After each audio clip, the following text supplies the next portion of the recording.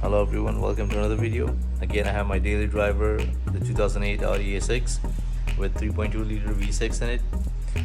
Recently I've been experiencing some transmission issues with this car. Basically high revs, low acceleration, or it gets stuck in a certain gear and it doesn't upshift or downshift. Well, there could be 1,000 reasons why it's doing that, but I do believe it's either due to low transmission fluid or really old dirty transmission fluid. So we're gonna go ahead, open up the transmission pan, change the filter, put new seal or gasket, and then fill it up with the right transmission fluid again, and hopefully that fixes the problem. So stay tuned. Okay, I have the transmission fluid filter and the transmission fluid gasket or the seal. This car takes 5 liters of transmission fluid, which I have there, and I have the car jacked up. I have the rear wheels on ramps, and then the front of the car I'm using 2 jacks and 2 jack stands just for added safety. So let's get into the car. So under the car I can see that I'm having some kind of transmission fluid leak. I've cleaned up now, but it was everywhere. So this is our transmission fluid pan. This is the drain plug, and then we have all these T27s that's holding the pan. So first what I'll do is I'll go ahead and remove this bar right here, 16mm 4 bolts, 2 on this side and then 2 on that side right there, and then we'll go ahead and drain the old transmission fluid and then open the pan.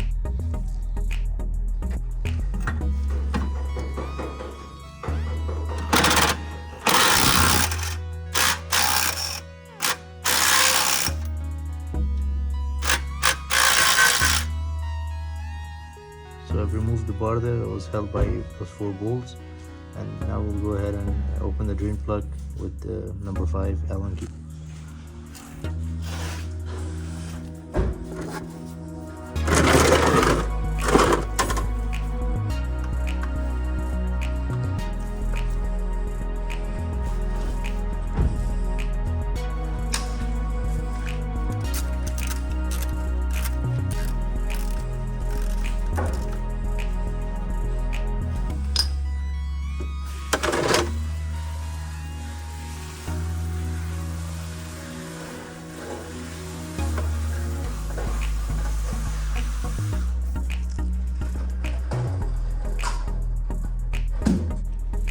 Okay, now with the transmission fluid drained, we'll go ahead and use a T27 to remove this 13 bolts all around the transmission reservoir to open it up. Okay guys, I've encountered a problem here.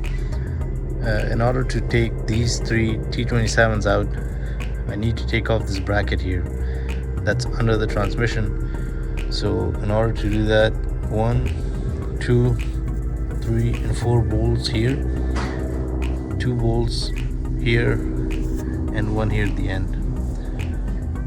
So total 3 here, 3 on that side, and then 4 in the middle. I need to take off this bracket in order to be able to remove those 3 last T27s.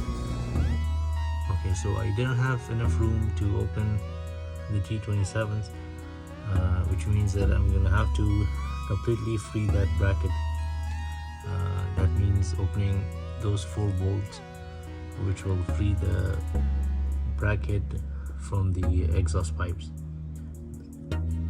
Okay, so I've taken those 4 bolts off, and then 2 more bolts in the bottom that held this bracket that attached the big bracket to the exhaust pipes, right?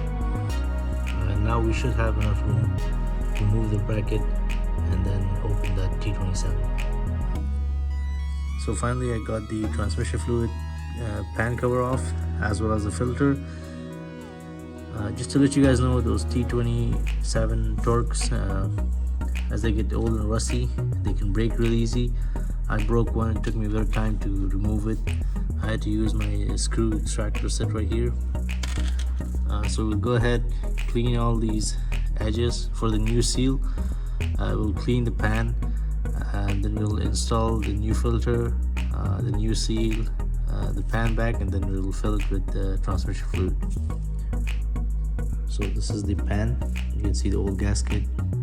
This is the fill port, the old filter, and these are the magnets that absorb any kind of metal in the fluid.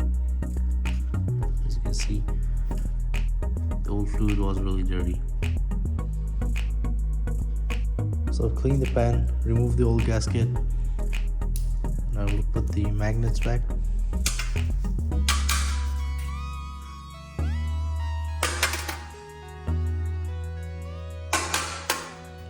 And I've already put the drain plug back, so it's ready for the new gasket and new filter. Okay, day 2 of the project. I have all my bolts cleaned up, ready to go. I've taken the fill plug out already. Also to mention, I'll be using this high temperature RTV gasket maker because I'm missing one of the bolts and I don't want anything to leak after. So let's put this RTV and then the gasket itself, and then we'll go ahead and install the pan. So I put the RTV gasket seal and then the gasket itself on it. Now some people might say it's not a good idea to use both of them, but I had to experiment, and this is because I had a strip bolt and I couldn't find a replacement. And then this is how the filter is going to go on. So let's install. Okay, so I've put the pan back and I've torqued the bolts to 15 foot-pounds. Now while we wait for the seal, the RTV seal to dry up and seal properly, I'm going to go ahead, put the bar back here at the front, and then work on the bracket to reinstall it. Alright, so I've put the bracket back with two 13mm here and then 4 13mm there. This attaches this bracket to the exhaust pipe and then the big bracket here. And now I'm going to go ahead and put the 6 bolts that holds this bracket to the car frame itself, right there. So for the transmission fluid, I'll be using this CVT continuous variable fluid. This was one of the recommended ones for this car. And in order to fill it, I'll be using this pump. This basically screws onto the bottle itself, and then you pump, and that's how you fill it. And one more thing to mention, the fill plug, you need this special Allen key number 17 for it, which is smaller than 3/4, to tighten it or loosen it up. So wait about 1 hour for the seal to dry, and I put the bracket and everything back together.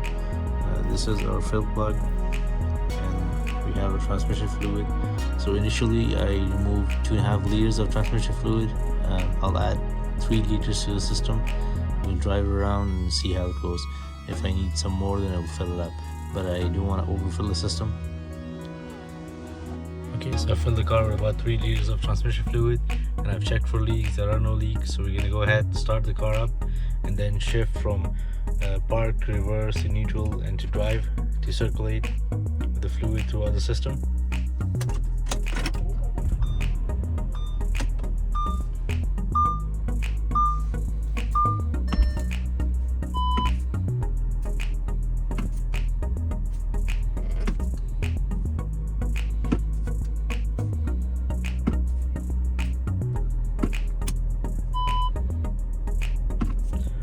Alright everyone, I'm going to take the car for a drive and see how it drives.